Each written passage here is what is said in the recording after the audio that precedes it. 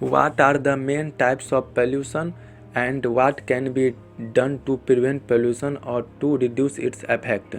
Media coverage of pollution of our air and water and land often shock us. Environment research has given us valuable information about the different aspects of pollution and it behaves us to the aware of our often interdependent interference with the environment so that we will be able to take intelligent and appropriate steps to avoid a possible catastrophe our own destruction through environmental pollution. Pollution can affect what we eat, our air, and the water we drink. Pollution can be incidental, usually the result of an incident as a Bhopal in India or at Chernobyl in the former USSR. And then there is persistent pollution that goes on all the time but does not receive as much attention as incidental pollution. We are all familiar with the pollution caused by thick smoke from factories and the damage caused to the ozone layer of the atmosphere by the use of aerosol spray.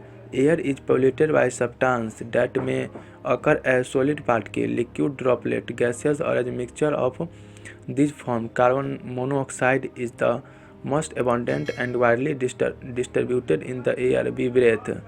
Anthropogenic sources contribute most to this type of pollution. The presence of CO in motor car exhaust is well known.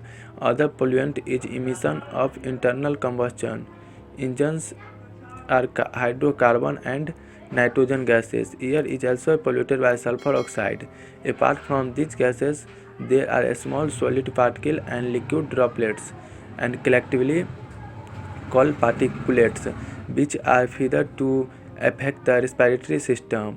Modification to the internal combustion engines and development of exhaust system reacts are two measures to control pollution by motor car emission. The four types of equipment used to control particulate emission are gravity setting chamber, cyclone collector, B subscriber, and electrostatic precipitation. The signs of water pollution are obvious: disgusting hours from lakes and beaches, shortage of drinking water, the toll on fish population and while floating on the surface of water, and pollutants from such sources as sewage, industrial waste, and effluent from slaughterhouse house reduce dissolved oxygen in water, which is a fundamental requirement for animal and plant life in water. Lake super from acidification, acidity damage aquatic life, burning of fossil fuel such as coal and oil in power station, factories, engine and other combustion process produce sulfur and nitrogen gases which combine with oxygen and water vapor and finally causes acid rain. Generally, water has buffering ion to neutralize acidity when it lacks them. Alkaline substance and be added. Environmental damage caused by acid rain can also be lessened by reducing the amount of sulfur and nitrogen gases released into the atmosphere. Our dependence on oil-based technology lead to oil pollution of water, especially the sea. Oil spills such as the Boulevard in 1969 at Santa Barbara when 10,000 tons of oil entered the ocean and serious enough, but they represent the source for less than 10% of all the total oil that enters the marine environmental annually.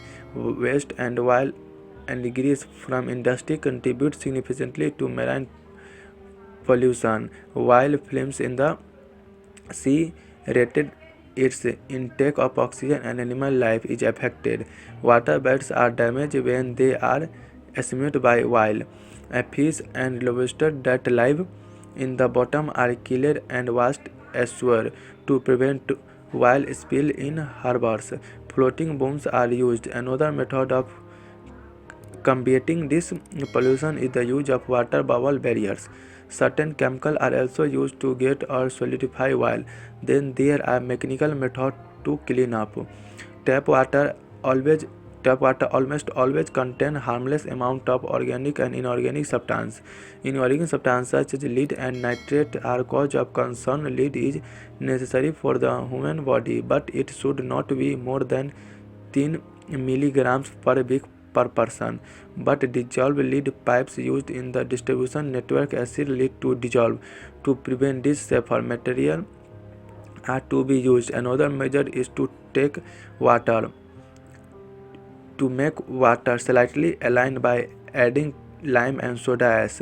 The concentration of nitrate in drinking water should not exceed 50 milligrams per liter. Treated sewage contain nitrate and it pollute river water. Fertilizers used on hard contain nitrate and they are washed down to river by rain. Nitrate can be treated at water work by a process called biological denitrification. Main pollutes is environmental by continuous and discriminate release of human and industrial waste. It is important that we realize our mistake and take appropriate action to save ourselves and the future generation.